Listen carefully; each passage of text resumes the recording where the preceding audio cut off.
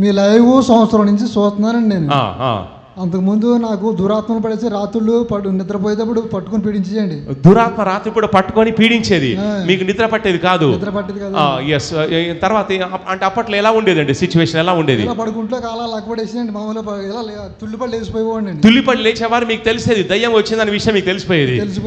దేవుడు వచ్చిన విషయం కూడా తెలిసేది కాదు, కానీ దయ్యం వచ్చిందంటే తెలిసిపోయేది. ఎస్, తుల్లిపడి లేచిపోయేవారు. ఎన్ని సంవత్సరాల నుంచి ఆ బాధ ఉండేది చెప్పండి? 10 సంవత్సరాల పాటు 10 సంవత్సరాల నుంచి. చూసారండి, 10 సంవత్సరాల నుంచి ఆ దయ్యం వచ్చి ఏం చేస్తుందండి? నైట్ టైంలో ఏం చేస్తుంది చెప్పండి?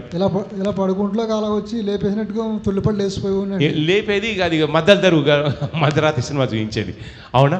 ఆ థియేటర్లో మూసిపోయేదేమో కానీ మ్యాట్నీ షో లేదంటే సెకండ్ షో మూసిపోయేది కాదు, మీకు మాత్రం మిడ్ నైట్ సినిమా చూపించేది. అయితే తర్వాత ఏమైంది చెప్పండి? మీ లైవ్ చూసినప్పుడు కానించి మామూలుగా ఏదో అది రావడం లేదండి. మా లైవ్ యూట్యూబ్ లైవ్ చూసినప్పటి నుంచి కూడా ఇక దురాత్మ రావడం లేదు. వావ్, గట్టిగా చెప్పండి.